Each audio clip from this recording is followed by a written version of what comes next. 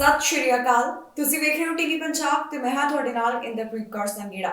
ਖਬਰਾਂ ਦੇ ਇਸ ਬੁਲੇਟਿਨ ਵਿੱਚ ਤੁਹਾਡਾ ਸਵਾਗਤ ਹੈ। ਸਭ ਤੋਂ ਪਹਿਲਾਂ ਨਜ਼ਰ ਮਾਰਦੇ ਹਾਂ ਹੈਡਲਾਈਨਸ ਤੇ। ਕੈਨੇਡਾ ਦਾ ਪਾਸਪੋਰਟ ਲੈਣ ਵਾਸਤੇ ਲੱਗ ਰਿਹਾ ਸਮਾਂ, ਪਾਸਪੋਰਟ ਲਈ ਕਰਨਾ ਪੈ ਰਿਹਾ ਲੰਬਾ ਇੰਤਜ਼ਾਰ। ਬਾਰਡਰ ਟੱਪ ਆਉਣ ਵਾਲਿਆਂ ਲਈ ਜਾਣਕਾਰੀ, ਸ਼ਰਨਾਰਥੀਆਂ ਦੇ ਮਾਮਲੇ ਵਿੱਚ ਜਲਦ ਆਵੇਗਾ ਫੈਸਲਾ। ਟਰੂਡੋ ਦਾ ਯੂਕਰੇਨ ਨਾਲ ਵਾਅਦਾ, ਭੇਜਣਗੇ ਕਈ ਜ਼ਰੂਰੀ ਚੀਜ਼ਾਂ। ਬ੍ਰਿਟਿਸ਼ ਕੋਲੰਬੀਆ ਵਿੱਚ ਡਰਾਈਵਰਾਂ ਲਈ ਤੋਹਫਾ $110 ਦਾ ਮਿਲੇਗਾ ਰਿਬੇਟ। ਯੂਕਰੇਨ ਤੇ ਰੂਸ ਦਾ ਭਿਆਨਕ ਹਮਲਾ, 300 ਜਾਣਿਆਂ ਦੀ ਹੋਈ ਮੌਤ। ਕੈਨੇਡਾ ਦੇ ਪਾਸਪੋਰਟ ਦੇ ਵਾਸਤੇ ਹੁਣ ਕਾਫੀ ਲੰਬੇ ਸਮੇਂ ਦਾ ਇੰਤਜ਼ਾਰ ਕਰਨਾ ਪੈ ਰਿਹਾ ਹੈ। ਜੀ ਹਾਂ, ਜਿਨ੍ਹਾਂ ਵੱਲੋਂ ਪਾਸਪੋਰਟ ਸੰਬੰਧੀ ਅਰਜ਼ੀ ਦਿੱਤੀ ਗਈ, ਉਹਨਾਂ ਨੂੰ ਹੁਣ ਕਾਫੀ ਦਿਨਾਂ ਦੇ ਵਾਸਤੇ ਇੰਤਜ਼ਾਰ ਕਰਨਾ ਪੈ ਰਿਹਾ ਹੈ। ਇਸ ਬਾਰੇ ਵਿਭਾਗ ਦਾ ਕਹਿਣਾ ਹੈ ਕਿ ਹੁਣ ਜਦੋਂ ਯਾਤਰਾ ਸੰਬੰਧੀ ਇੱਕਦਮ ਰਾਹਤ ਦਿੱਤੀ ਗਈ ਤਾਂ ਉਹਨਾਂ ਕੋਲ ਇਸ ਦਾ ਕਾਫੀ ਬੋਝ ਪੈ ਗਿਆ, ਜਿਸ ਕਾਰਨ ਇਸ ਦੇ ਉੱਪਰ ਜਾਣ ਕਿ ਪਾਸਪੋਰਟ ਐਪਲੀਕੇਸ਼ਨਸ ਦੇ ਉੱਪਰ ਫੈਸਲੇ ਵਿੱਚ ਸਮਾਂ ਲੱਗ ਰਿਹਾ ਹੈ। ਪਾਸਪੋਰਟ ਹਾਸਲ ਕਰਨ ਵਾਸਤੇ ਕੈਨੇਡੀਅਨਸ ਨੂੰ ਹੁਣ ਕਾਫੀ ਸਮਾਂ ਲੱਗ ਰਿਹਾ ਹੈ, ਕਿਉਂਕਿ ਇਸ ਵਾਸਤੇ ਇੱਕਦਮ ਡਿਮਾਂਡ ਪੈਦਾ ਹੋ ਗਈ। ਜੀ ਹਾਂ, ਫੈਡਰਲ ਸਰਕਾਰ ਵੱਲੋਂ ਜੋ ਯਾਤਰਾ ਸੰਬੰਧੀ ਪਾਬੰਦੀਆਂ ਵਿੱਚ ਰਾਹਤ ਦਿੱਤੀ ਗਈ, ਉਸ ਤੋਂ ਬਾਅਦ ਹੁਣ ਕੈਨੇਡੀਅਨਸ ਅੰਤਰਰਾਸ਼ਟਰੀ ਯਾਤਰਾ ਵਾਸਤੇ ਕਾਫੀ ਐਂਸ਼ੀਅਸ ਨਜ਼ਰ ਆ ਰਹੇ ਨੇ ਤੇ ਉਹਨਾਂ ਵੱਲੋਂ ਪਾਸਪੋਰਟ ਐਪਲੀਕੇਸ਼ਨਸ ਦੇ ਵਾਸਤੇ ਲੰਬਾ ਇੰਤਜ਼ਾਰ ਕਰਨਾ ਪੈ ਰਿਹਾ ਹੈ। Employment and social development Canada ਵੱਲੋਂ ਜੋ ਜਾਣਕਾਰੀ ਸਾਂਝੀ ਕੀਤੀ ਗਈ, ਉਸ ਮੁਤਾਬਕ ਜਿਹੜੇ ਇਨ ਪਰਸਨ ਪਾਸਪੋਰਟ ਵਾਸਤੇ ਅਪਲਾਈ ਕਰਦੇ ਨੇ, ਉਹਨਾਂ ਨੂੰ 5 ਬਿਜ਼ਨਸ ਡੇਜ਼ ਲੱਗਦੇ ਨੇ ਤੇ ਜਿਹੜੇ ਮੇਲ ਰਾਹੀਂ ਅਪਲਾਈ ਕਰਦੇ ਨੇ, ਉਹਨਾਂ ਨੂੰ 17 ਬਿਜ਼ਨਸ ਡੇਜ਼ ਦਾ ਇੰਤਜ਼ਾਰ ਕਰਨਾ ਪੈ ਰਿਹਾ ਹੈ। ਹੁਣ ਜਿਵੇਂ ਵੱਖ-ਵੱਖ ਦੇਸ਼ਾਂ ਵੱਲੋਂ ਯਾਤਰਾ ਦੇ ਵਿੱਚ ਢਿੱਲ ਦੇ ਦਿੱਤੀ ਗਈ, ਤਾਂ ਕੈਨੇਡਾ ਨੂੰ ਵੀ ਹੁਣ ਪਾਸਪੋਰਟ ਐਪਲੀਕੇਸ਼ਨਸ ਵਾਸਤੇ ਲੰਬਾ ਸਮਾਂ ਲੱਗ ਰਿਹਾ ਹੈ। ਪਹਿਲ ਦੇ ਆਧਾਰ ਦੇ ਉੱਪਰ ਉਹਨਾਂ ਦਾ ਮਸਲਾ ਹੱਲ ਕੀਤਾ ਜਾ ਰਿਹਾ ਹੈ, ਜਿਨ੍ਹਾਂ ਨੇ ਐਮਰਜੈਂਸੀ ਯਾਤਰਾ ਕਰਨੀ ਹੈ। ਡਿਪਾਰਟਮੈਂਟ ਵੱਲੋਂ ਜਾਣਕਾਰੀ ਸਾਂਝੀ ਕਰਦਿਆਂ ਦੱਸਿਆ ਗਿਆ ਹੈ ਕਿ ਅਪ੍ਰੈਲ 2021 ਦੀ ਸ਼ੁਰੂਆਤ ਵਿੱਚ ਵਿਭਾਗ ਵੱਲੋਂ 1.2 ਮਿਲੀਅਨ ਪਾਸਪੋਰਟ ਇਸ਼ੂ ਕੀਤੇ ਗਏ, ਜਦਕਿ ਅਪ੍ਰੈਲ 2020 ਦੇ ਵਿੱਚ ਪਾਸਪੋਰਟ ਇਸ਼ੂ ਕਰਨ ਦੀ ਗਿਣਤੀ 3,63,000 ਸੀ। ਇਸ ਤੋਂ ਪਹਿਲਾਂ ਅਪ੍ਰੈਲ 2019 ਵਿੱਚ 2.3 ਮਿਲੀਅਨ ਪਾਸਪੋਰਟ ਇਸ਼ੂ ਕੀਤੇ ਗਏ। ਬਾਰਡਰ ਟੱਪ ਕੇ ਅਮਰੀਕਾ ਆਉਣ ਵਾਲਿਆਂ ਦੇ ਲਈ ਇੱਕ ਵੱਡੀ ਖਬਰ ਸਾਹਮਣੇ ਆਈ ਹੈ। ਜੀ ਹਾਂ, ਹੁਣ ਸ਼ਰਨਾਰਥੀਆਂ ਦੇ ਮਾਮਲੇ ਵਿੱਚ ਅਮਰੀਕਾ ਵੱਲੋਂ ਜਲਦ ਫੈਸਲਾ ਸੁਣਾਇਆ ਜਾਵੇਗਾ। ਇਸ ਬਾਰੇ ਬਾਈਡਨ ਪ੍ਰਸ਼ਾਸਨ ਵੱਲੋਂ ਇੱਕ ਖਾਸ ਵੱਡਾ ਐਲਾਨ ਕੀਤਾ ਗਿਆ, ਜਿਹਦੇ ਉਹਨਾਂ ਵੱਲੋਂ ਦੱਸਿਆ ਗਿਆ ਕਿ ਸ਼ਰਨਾਰਥੀਆਂ ਦੇ ਫੈਸਲੇ ਵਿੱਚ ਪਹਿਲਾਂ ਜਿੱਥੇ ਸਾਲਾਂ ਦਾ ਸਮਾਂ ਲੱਗਦਾ ਸੀ, ਹੁਣ ਕੁਝ ਹੀ ਮਹੀਨਿਆਂ ਵਿੱਚ ਇਸ ਦਾ ਨਿਪਟਾਰਾ ਕਰ ਦਿੱਤਾ ਜਾਵੇਗਾ। ਕਿਵੇਂ ਹੋਵੇਗਾ, ਜਾਣੋ ਇਸ ਖਬਰ ਰਾਹੀਂ। ਅਮਰੀਕਾ ਤੋਂ ਇੱਕ ਵੱਡੀ ਖਬਰ ਸਾਹਮਣੇ ਆਈ ਹੈ, ਜਿੱਥੇ ਸ਼ਰਨਾਰਥੀਆਂ ਦੇ ਮਾਮਲੇ ਵਿੱਚ ਹੁਣ ਜਲਦ ਫੈਸਲਾ ਸੁਣਾਇਆ ਜਾਵੇਗਾ। ਅਮਰੀਕਾ ਵਿੱਚ ਇੱਕ ਨਵੀਂ ਪ੍ਰਕਿਰਿਆ ਲਿਆਂਦੀ ਜਾ ਰਹੀ ਹੈ, ਜਿਸ ਨਾਲ ਸ਼ਰਨਾਰਥੀਆਂ ਦੇ ਮਾਮਲੇ ਵਿੱਚ ਹੁਣ ਜਲਦ ਫੈਸਲਾ ਸੁਣਾਇਆ ਜਾਵੇਗਾ। ਇਸ ਬਾਰੇ ਬਾਈਡਨ ਪ੍ਰਸ਼ਾਸਨ ਵੱਲੋਂ ਜਾਣਕਾਰੀ ਸਾਂਝੀ ਕੀਤੀ ਗਈ, ਜਿੱਥੇ ਦੱਸਿਆ ਗਿਆ ਕਿ ਸਰਹੱਦ ਰਾਹੀਂ ਆਉਣ ਵਾਲੇ ਸ਼ਰਨਾਰਥੀਆਂ ਦੇ ਬਿਆਨਾਂ ਤੇ ਫੈਸਲਾ ਸੁਣਾਉਣ ਦੇ ਸੰਬੰਧ ਵਿੱਚ ਹੁਣ ਨਵੀਂ ਪ੍ਰਕਿਰਿਆ ਲਿਆਂਦੀ ਜਾ ਰਹੀ ਹੈ। ਉਹਨਾਂ ਨੂੰ ਉਮੀਦ ਹੈ ਕਿ ਇਸ ਨਾਲ ਸਾਲਾਂ ਦੀ ਥਾਂ ਤੇ ਹੁਣ ਮਹੀਨਿਆਂ ਵਿੱਚ ਹੀ ਮਾਮਲੇ ਦੇ ਉੱਪਰ ਫੈਸਲਾ ਆ ਜਾਵੇਗਾ।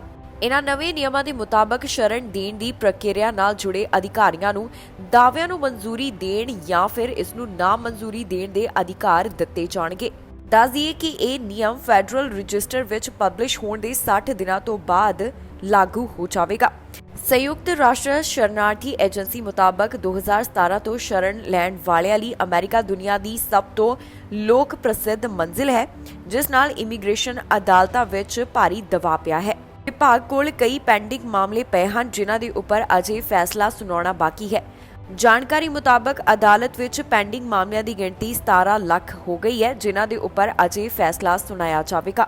ਪ੍ਰਧਾਨ ਮੰਤਰੀ ਜਸਟਿਨ ਟਰੂਡੋ ਵੱਲੋਂ ਯੂਕਰੇਨ ਲਈ ਇੱਕ ਵੱਡਾ ਐਲਾਨ ਕੀਤਾ ਗਿਆ। ਉਹਨਾਂ ਵੱਲੋਂ ਦੱਸਿਆ ਗਿਆ ਹੈ ਕਿ ਕੁਝ ਹੋਰ ਜ਼ਰੂਰੀ ਚੀਜ਼ਾਂ ਯੂਕਰੇਨ ਨੂੰ ਭੇਜੀਆਂ ਜਾਣਗੀਆਂ। ਇਸ ਬਾਰੇ ਖੁਦ ਉਹਨਾਂ ਨੇ ਜਾਣਕਾਰੀ ਸਾਂਝੀ ਕੀਤੀ ਹੈ।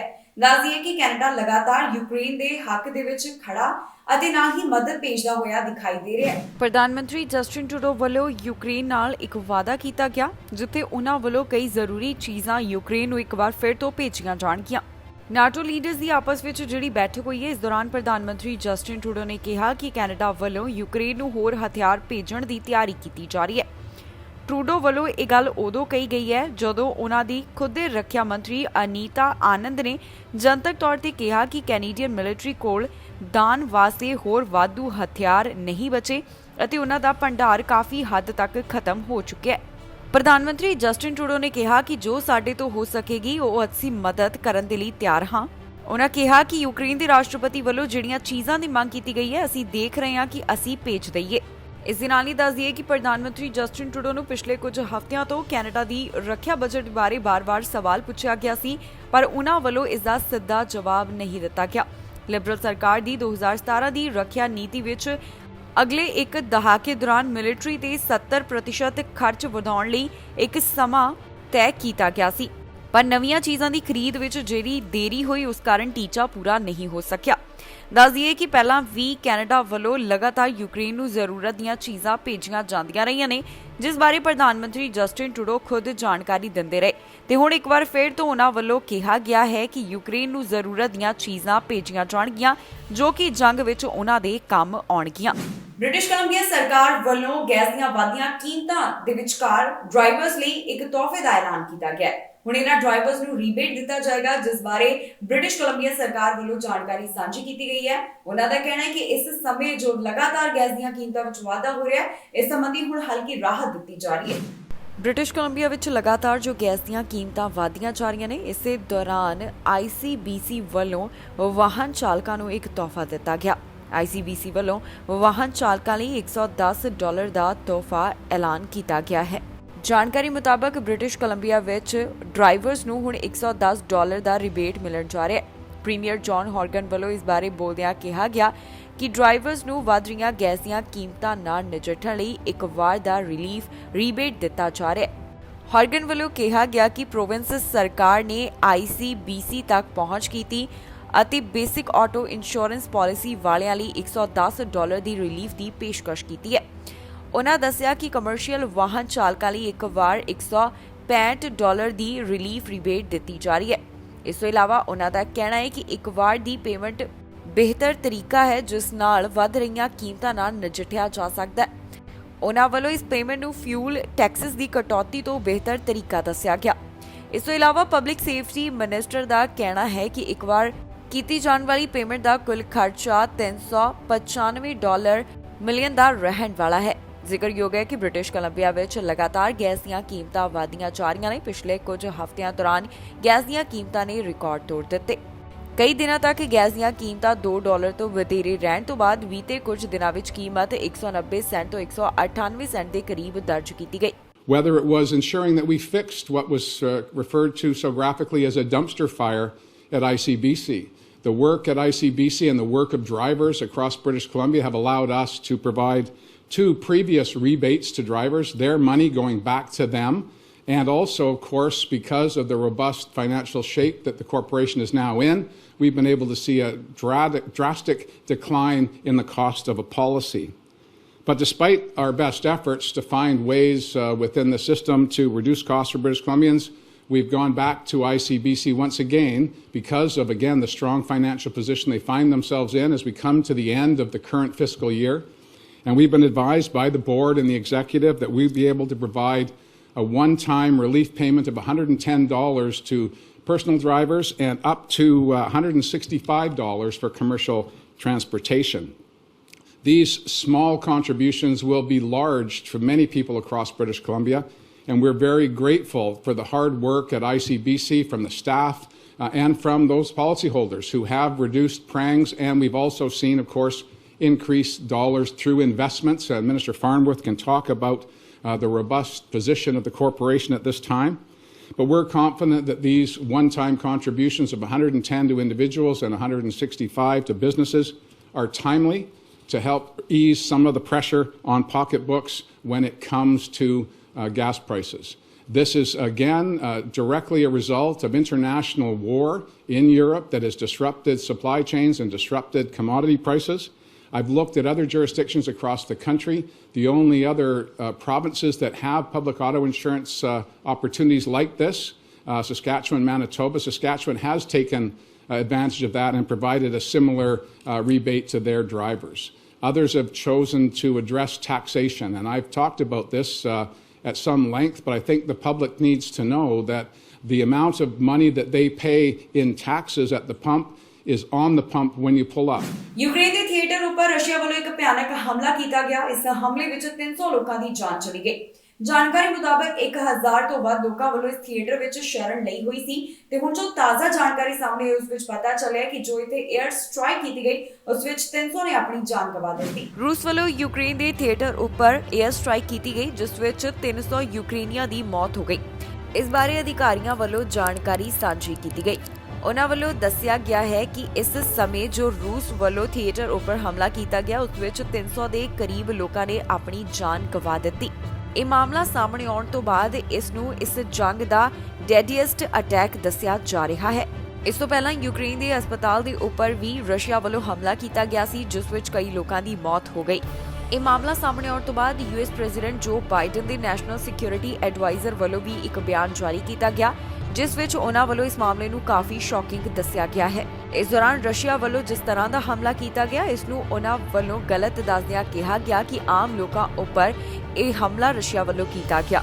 ਇਸ ਦੇ ਨਾਲ ਹੀ ਦੱਸ ਦਈਏ ਕਿ ਯੂਕਰੇਨ ਪਾਰਲੀਮੈਂਟ ਦੇ ਹਿਊਮਨ ਰਾਈਟਸ ਕਮਿਸ਼ਨਰ ਵੱਲੋਂ ਇਹ ਜਾਣਕਾਰੀ ਸਾਂਝੀ ਕੀਤੀ ਗਈ ਸੀ ਕਿ ਥੀਏਟਰ ਵਿੱਚ 1300 ਦੇ ਕਰੀਬ ਲੋਕਾਂ ਵੱਲੋਂ ਸ਼ਰਨ ਲਈ ਗਈ। ਇਸ ਵਿੱਚ ਜ਼ਿਆਦਾਤਰ ਉਹ ਲੋਕ ਸ਼ਾਮਿਲ ਸਨ ਜਿਨ੍ਹਾਂ ਨੇ ਆਪਣੇ ਜੰਗ ਵਿੱਚ ਘਰ ਗਵਾ ਦਿੱਤੇ। ਜ਼ਿਕਰਯੋਗ ਹੈ ਕਿ ਲਗਾਤਾਰ ਯੂਕਰੇਨ ਦੇ ਰਾਸ਼ਟਰਪਤੀ ਇਹ ਮੰਗ ਕਰ ਰਹੇ ਨੇ ਕਿ ਨਾਟੋ ਨੋ ਫਲਾਈ ਜ਼ੋਨ ਏਰੀਆ ਐਲਾਨ ਕਰੇ, ਪਰ ਨਾਟੋ ਵੱਲੋਂ ਅਜਿਹਾ ਕਰਨ ਤੋਂ ਇਨਕਾਰ ਕੀਤਾ ਜਾ ਰਿਹਾ ਹੈ।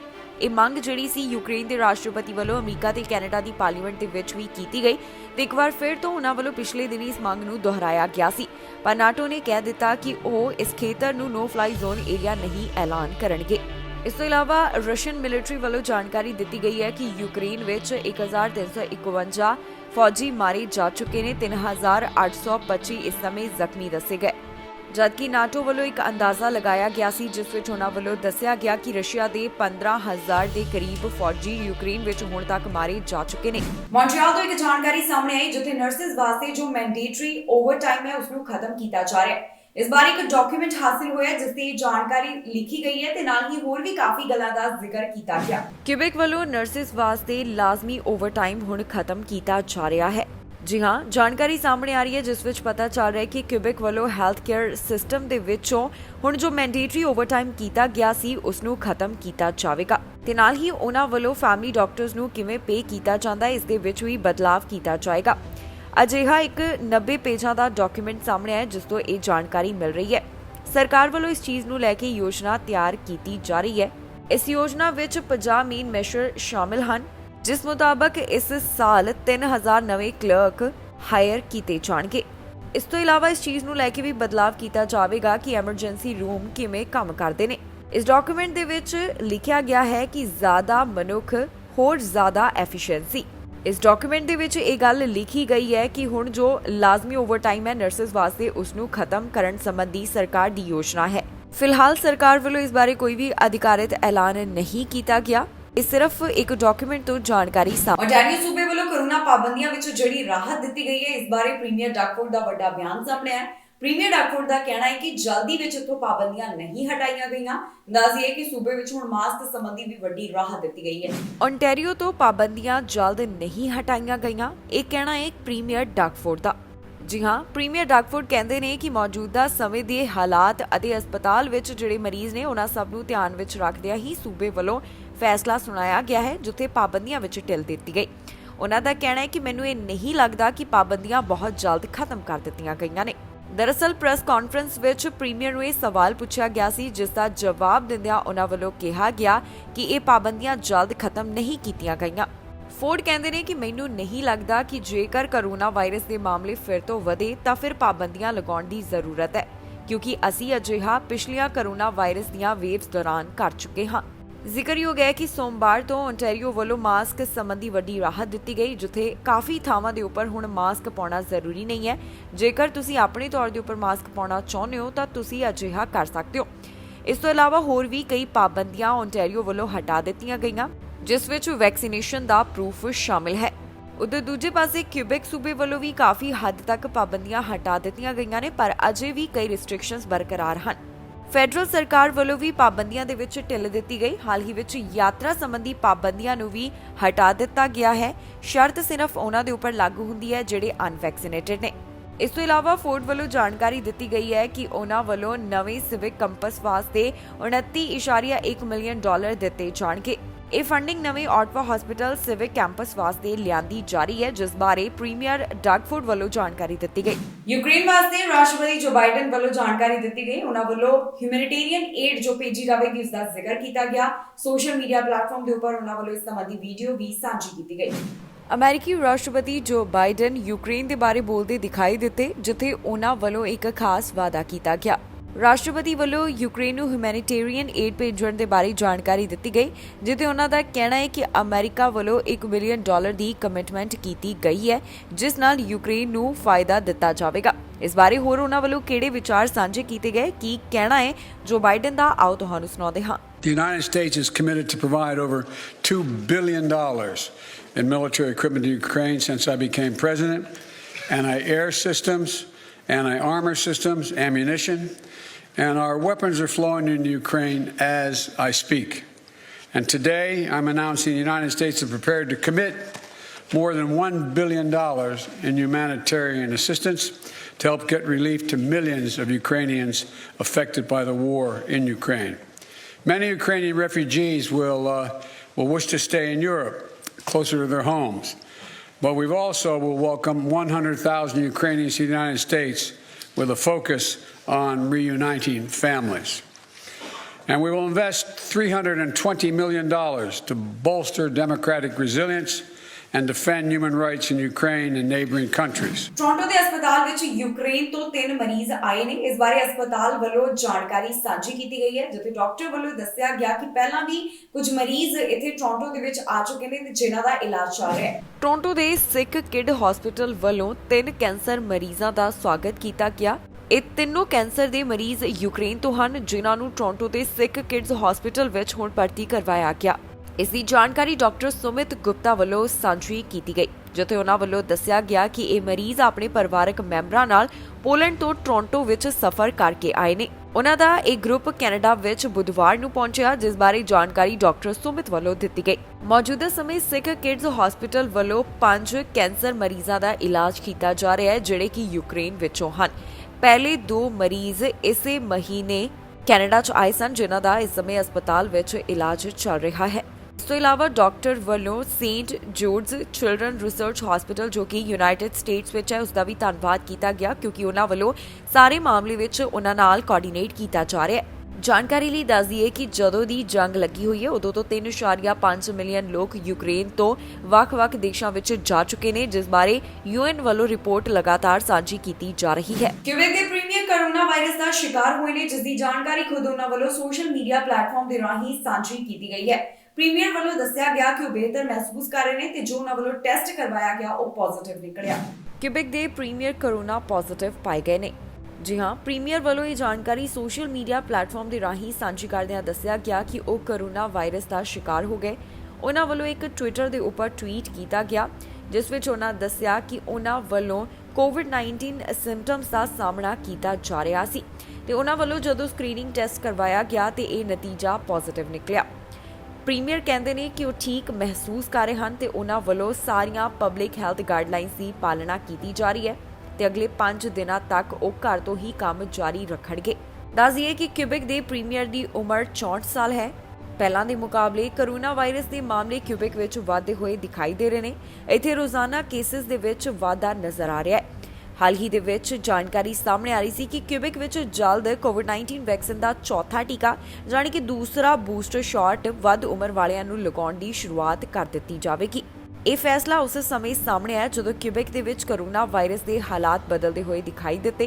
ਕੋਰੋਨਾ ਵਾਇਰਸ ਦੀ ਅਗਲੀ ਵੇਵ ਤੋਂ ਲਹਿਰ ਤੋਂ ਬਚਿਆ ਜਾਵੇ, ਇਸ ਕਾਰਨ ਹੁਣ ਸੂਬਾ ਇਸ ਸੰਬੰਧੀ ਲਗਾਤਾਰ ਚਰਚਾ ਕਰ ਰਿਹਾ ਹੈ। ਇੱਕ ਖਾਸ ਬਿੱਲ ਦੀ ਗੱਲ ਕਰਦੇ ਕਮਲਾ ਹੈਰਿਸ ਦਿਖਾਈ ਦਿੱਤੇ, ਜਿੱਥੇ ਉਹਨਾਂ ਵੱਲੋਂ ਕਿਹਾ ਗਿਆ ਕਿ ਲਗਾਤਾਰ ਅਸੀਂ ਇਸ ਗੱਲ ਨੂੰ ਲੈ ਕੇ ਜ਼ੋਰ ਦਿੰਦੇ ਰਵਾਂਗੇ ਕਿ ਕਾਂਗਰਸ ਇਸ ਬਿੱਲ ਨੂੰ ਪਾਸ ਕਰ ਦੇਵੇ। ਹੁਣ ਕਿਸ ਬਿੱਲ ਦਾ ਜ਼ਿਕਰ ਉਹਨਾਂ ਵੱਲੋਂ ਕੀਤਾ ਗਿਆ, ਜਾਣੋ ਇਸ ਖਬਰਾਂ। Kamala Harris freedom to vote act ਬਾਰੇ ਗੱਲ ਕਰਦੇ ਹੋਏ ਦਿਖਾਈ ਦਿੱਤੇ। ਵਾਈਸ ਪ੍ਰੈਜ਼ੀਡੈਂਟ ਕਮਲਾ ਹੈਰਿਸ ਨੇ ਕਿਹਾ ਕਿ ਪ੍ਰੈਜ਼ੀਡੈਂਟ ਬਾਈਡਨ ਅਤੇ ਮੈਂ ਲਗਾਤਾਰ ਇਸ ਨੂੰ ਲੈ ਕੇ ਕੋਸ਼ਿਸ਼ਾਂ ਕਰਦੇ ਰਵਾਂਗੇ ਕਿ Congress freedom to vote act ਨੂੰ ਪਾਸ ਕਰ ਦੇਵੇ। ਹੁਣ ਇਸ ਬਾਰੇ ਉਹਨਾਂ ਵੱਲੋਂ ਹੋਰ ਕੀ ਕਿਹਾ ਗਿਆ, ਆਓ ਤੁਹਾਨੂੰ ਸੁਣਾਉਂਦੇ ਹਾਂ। We are fighting, all of us together every day, to safeguard and to strengthen the freedom to vote. As many of you know, and you were there earlier this month, I was in Selma, like so many of us, to commemorate this year the 57th anniversary of Bloody Sunday, and to reaffirm that President Biden and I will continue to fight for the freedom to vote by continuing to push Congress to pass the Freedom to Vote Act and the John Lewis Voting Rights Advancement Act, which of course I was proud to sponsor when I was a United States Senator. And we are committed through what we can do to take executive action.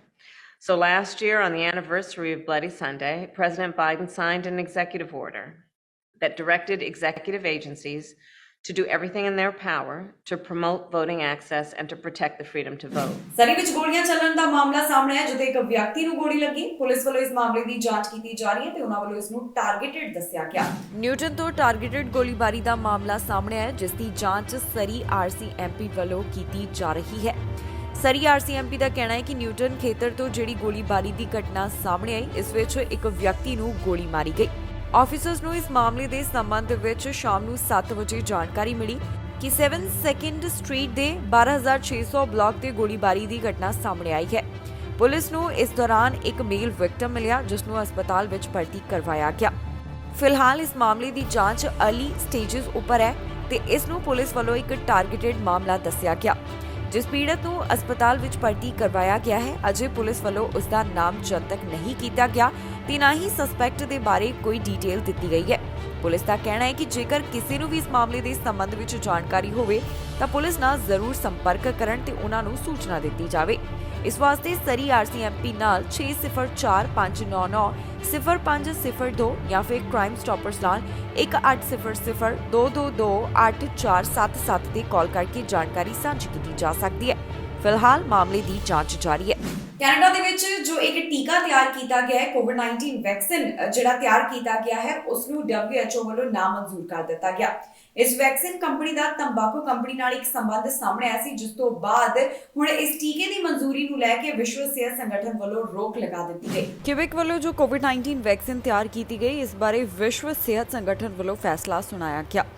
Quebec ਦੀ ਇਸ ਮੈਡੀਕਾਗੋ ਕੋਵਿਡ-19 vaccine ਨੂੰ ਹੁਣ ਵਿਸ਼ਵ ਸਿਹਤ ਸੰਗਠਨ ਵੱਲੋਂ ਨਾਮਨਜ਼ੂਰ ਕਰ ਦਿੱਤਾ ਗਿਆ। ਦੱਸ ਦਈਏ ਕਿ ਇਸ ਕੋਵਿਡ-19 ਵੈਕਸੀਨ ਦੇ ਜਿਹੜੇ ਸੰਬੰਧ ਤੰਬਾਕੂ ਕੰਪਨੀ ਦੇ ਨਾਲ ਸਾਹਮਣੇ ਆਏ ਉਸ ਤੋਂ ਬਾਅਦ ਵਿਸ਼ਵ ਸਿਹਤ ਸੰਗਠਨ ਦਾ ਇਹ ਫੈਸਲਾ ਸਾਹਮਣੇ ਆਇਆ।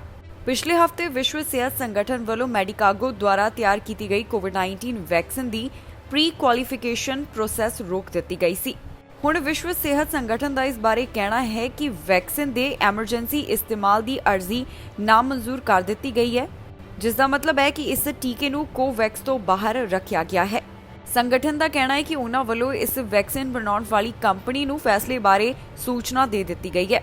ਬਿਆਨ ਮੁਤਾਬਕ WHO ਦੀ ਤੰਬਾਕੂ ਉਦਯੋਗ ਅਤੇ ਤੰਬਾਕੂ ਦੇ ਪ੍ਰਚਾਰ ਕਰਨ ਵਾਲੀਆਂ ਕੰਪਨੀਆਂ ਪ੍ਰਤੀ ਬਹੁਤ ਸਖਤ ਨੀਤੀ ਹੈ ਅਤੇ ਇਸ ਨੀਤੀ ਦੇ ਮੱਦੇਨਜ਼ਰ ਹੀ ਇਹ ਫੈਸਲਾ ਲਿਆ ਗਿਆ। ਹੁਣ ਇਸ ਸਭ ਤੋਂ ਬਾਅਦ ਮੈਡੀਕਾਗੋ ਦੇ CEO ਅਤੇ ਪ੍ਰੈਜ਼ੀਡੈਂਟ ਵੱਲੋਂ ਵੀ ਆਪਣੇ ਵਿਚਾਰ ਪੇਸ਼ ਕੀਤੇ ਗਏ। ਉਹਨਾਂ ਕਿਹਾ ਕਿ ਸਿਗਰਟ ਕੰਪਨੀ ਮੈਡੀਕਾਗੋ ਵਿੱਚ ਘੱਟ ਗਿਣਤੀ ਹਿੱਸੇਦਾਰ ਹੈ ਅਤੇ ਵਿਸ਼ਵ ਸਿਹਤ ਸੰਗਠਨ ਦਾ ਫੈਸਲਾ ਸਾਡੀ ਵੈਕਸੀਨ ਦੀ ਕਾਰਗਰਤਾ ਅਤੇ ਸੁਰੱਖਿਆ ਤੇ ਆਧਾਰਿਤ ਨਹੀਂ ਹੈ। ਇਸ ਖਬਰ ਵਿੱਚ ਜਾਣਕਾਰੀ ਤੁਹਾਡੇ ਨਾਲ ਸਾਂਝੀ ਕਰਾਂਗੇ ਕਿ ਕੈਨੇਡਾ ਦੇ ਕਿਹੜੇ ਹਿੱਸੇ ਤੋਂ ਕਿੰਨੇ ਕੋਰੋਨਾ ਵਾਇਰਸ ਦੇ ਮਾਮਲੇ ਸਾਹਮਣੇ ਆਏ। ਇਸ ਸਮੇਂ ਕੈਨੇਡਾ ਵਿੱਚ ਕੋਰੋਨਾ ਵਾਇਰਸ ਦੇ ਕੀ ਹਾਲਾਤ ਬਣੇ ਹੋਏ ਨੇ ਤੁਹਾਨੂੰ ਜਾਣੂ ਕਰਵਾਵਾਂਗੇ ਇਸ ਖਬਰ ਰਾਹੀਂ। ਓਨਟਾਰੀਓ ਦੇ ਹਸਪਤਾਲ ਵਿੱਚ 600 ਤੋਂ ਵੱਧ ਮਰੀਜ਼ ਹਨ ਜਿਨ੍ਹਾਂ ਦਾ ਕੋਰੋਨਾ ਵਾਇਰਸ ਕਾਰਨ ਇਲਾਜ ਚੱਲ ਰਿਹਾ ਹੈ ਤੇ ਇੰਟੈਂਸਿਵ ਕੇਅਰ ਅਧੀਨ 165 ਦੇ ਕਰੀਬ ਮਰੀਜ਼ਾਂ ਦੀ ਗਿਣਤੀ ਹੈ। 24 ਘੰਟੇ ਦੌਰਾਨ ਸੂਬੇ ਤੋਂ ਕਿੰਨੇ ਮਾਮਲੇ ਸਾਹਮਣੇ ਆਏ ਜਾਣਕਾਰੀ ਸਾਂਝੀ ਨਹੀਂ ਕੀਤੀ ਗਈ। ਦੱਸ ਦਈਏ ਕਿ ਹੁਣ ਤੱਕ ਕੁੱਲ 11,45,000 ਤੋਂ ਵੱਧ ਕੁੱਲ ਕੋਰੋਨਾ ਦੇ ਮਾਮਲੇ ਇੱਥੇ ਦਰਜ ਕੀਤੇ ਜਾ ਚੁੱਕੇ ਨੇ। ਹੁਣ ਤੱਕ ਮੌਤਾਂ 12,666 ਇਸ ਸੂਬੇ ਵਿੱਚ ਕੋਰੋਨਾ ਵਾਇਰਸ ਕਾਰਨ ਹੋ ਗਈਆਂ। ਰਿਕਵਰਡ ਕੇਸਿਸ ਦੀ ਗਿਣਤੀ 11,16,378 ਹੈ। ਵੈਕਸੀਨੇਸ਼ਨ ਦੀ ਜਾਣਕਾਰੀ ਮੁਤਾਬਕ 12 ਸਾਲ ਅਤੇ ਇਸ ਤੋਂ ਵੱਧ ਉਮਰ ਵਾਲਿਆਂ 'ਚ 90.9% ਦੀ ਆਬਾਦੀ ਇਸ ਸਮੇਂ ਫੁੱਲੀ ਵੈਕਸੀਨੇਟਡ ਹੈ। 92.8% ਦੀ ਆਬਾਦੀ ਵੱਲੋਂ ਕੋਵਿਡ-19 ਵੈਕਸੀਨ ਦੀ ਪਹਿਲੀ ਡੋਜ਼ ਲਗਵਾਈ ਗਈ। ਤੀਸਰਾ ਟੀਕਾ ਲਗਵਾਉਣ ਵਾਲਿਆਂ ਦਾ ਅੰਕੜਾ 55.3% ਦੀ ਹੈ।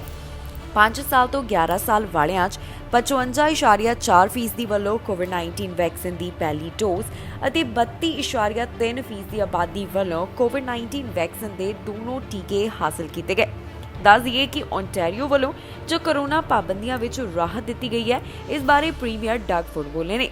ਉਹਨਾਂ ਵੱਲੋਂ ਕਿਹਾ ਗਿਆ ਕਿ ਸੂਬੇ ਤੋਂ ਜਿਹੜੀਆਂ ਪਾਬੰਦੀਆਂ ਖਤਮ ਕੀਤੀਆਂ ਗਈਆਂ ਉਹ ਜਲਦੀ ਦੇ ਵਿੱਚ ਨਹੀਂ ਹਨ ਬਲਕਿ ਸਹੀ ਸਮੇਂ ਤੇ ਪਾਬੰਦੀਆਂ ਵਿੱਚ ਰਾਹਤ ਦਿੱਤੀ ਗਈ। ਕਿਊਬੈਕ ਦੇ ਹਸਪਤਾਲ ਵਿੱਚ 1048 ਮਰੀਜ਼ਾਂ ਦੀ ਗਿਣਤੀ ਹੈ ਜਿਨ੍ਹਾਂ ਦਾ ਕੋਰੋਨਾ ਕਰਕੇ ਇਲਾਜ ਚੱਲ ਰਿਹਾ ਤੇ ਇੰਟੈਂਸਿਵ ਕੇਅਰ ਅਧੀਨ 59 ਦੀ ਗਿਣਤੀ ਦੱਸੀ ਗਈ। 24 ਘੰਟੇ ਦੌਰਾਨ 2000 ਤੋਂ ਵੱਧ ਮਾਮਲੇ ਸਾਹਮਣੇ ਆਏ। ਬੀਤੇ 24 ਘੰਟੇ ਦੌਰਾਨ 2203 ਮਾਮਲੇ ਰਿਕਾਰਡ ਕੀਤੇ ਗਏ ਅਤੇ 12 ਮੌਤਾਂ ਇਸ ਵਾਇਰਸ ਕਾਰਨ ਹੋ ਗਈਆਂ। ਪੈਂਡੈਮਿਕ ਦੀ ਸ਼ੁਰੂਆਤ ਤੋਂ ਲੈ ਕੇ ਹੁਣ ਤੱਕ 9,53,998 ਕੁੱਲ ਕੋਰੋਨਾ ਦੇ ਮਾਮਲੇ ਸਾਹਮਣੇ ਆ ਚੁੱਕੇ ਨੇ। 14,300 ਮੌਤਾਂ ਇਸ ਵਾਇਰਸ ਕਾਰਨ ਹੋ ਚੁੱਕੀਆਂ ਨੇ। ਸੂਬੇ ਵਿੱਚ ਜੋ ਵੈਕਸੀਨੇਸ਼ਨ ਦੀ ਜਾਣਕਾਰੀ ਹੈ ਉਸ ਮੁਤਾਬਕ 5 ਸਾਲ ਅਤੇ ਇਸ ਤੋਂ ਵੱਧ ਉਮਰ ਵਾਲਿਆਂ 'ਚ 91% ਦੀ ਆਬਾਦੀ ਵੱਲੋਂ ਕੋਵਿਡ-19 ਵੈਕਸੀਨ ਦੀ ਪਹਿਲੀ ਡੋਜ਼, 87% ਦੀ ਆਬਾਦੀ ਵੱਲੋਂ ਕੋਵਿਡ-19 ਵੈਕਸੀਨ ਦੇ 2 ਡੋਜ਼ ਅਤੇ 53% ਦੀ ਆਬਾਦੀ ਵੱਲੋਂ ਕੋਵਿਡ-19 ਵੈਕਸੀਨ ਦੇ 3 ਟੀਕੇ ਹਾਸਲ ਕੀਤੇ ਜਾ ਚੁੱਕੇ ਨੇ। ਇਸ ਦੇ ਨਾਲ ਹੀ ਜਾਂਦੇ ਇੱਕ ਵਾਰ ਫਿਰ ਤੋਂ ਨਜ਼ਰ ਮਾਰਦੇ ਹਾਂ ਹੈਡਲਾਈਨਸ ਤੇ। ਕੈਨੇਡਾ ਦਾ ਪਾਸਪੋਰਟ ਲੈਣ ਵਾਸਤੇ ਲੱਗ ਰਿਹਾ ਸਮਾਂ, ਪਾਸਪੋਰਟ ਲਈ ਕਰਨਾ ਪੈ ਰਿਹਾ ਲੰਬਾ ਇੰਤਜ਼ਾਰ। ਬਾਰਡਰ ਟੱਪ ਆਉਣ ਵਾਲਿਆਂ ਲਈ ਜਾਣਕਾਰੀ, ਸ਼ਰਨਾਰਥੀਆਂ ਦੇ ਮਾਮਲੇ ਵਿੱਚ ਜਲਦ ਆਵੇਗਾ ਫੈਸਲਾ। ਟਰੂਡੋ ਦਾ ਯੂਕਰੇਨ ਨਾਲ ਵਾਅਦਾ, ਭੇਜਣਗੇ ਕਈ ਜ਼ਰੂਰੀ ਚੀਜ਼ਾਂ। ਬ੍ਰਿਟਿਸ਼ ਕੋਲੰਬੀਆ ਵਿੱਚ ਡਰਾਈਵਰਾਂ ਲਈ ਤੋਹਫਾ $110 ਦਾ ਮਿਲੇਗਾ ਰਿਬੇਟ। ਯੂਕਰੇਨ ਤੇ ਰੂਸ ਦਾ ਭਿਆਨਕ ਹਮਲਾ, 300 ਜਾਣਿਆਂ ਦੀ ਹੋਈ ਮੌਤ। ਖਬਰਾਂ ਦੇ ਇਸ ਬੁਲੇਟਿਨ ਵਿੱਚ ਇੰਨਾ ਹੀ। ਫਿਲਹਾਲ ਮੈਨੂੰ ਇੰਦਰਪ੍ਰੀਤ ਕੌਰ ਸੰਗੇੜਾ ਨੂੰ ਦਿਓ ਇਜਾਜ਼ਤ ਤੇ ਤੁਸੀਂ ਵੇਖਦੇ ਰਹੋ ਟੀਵੀ ਪੰਜਾਬ।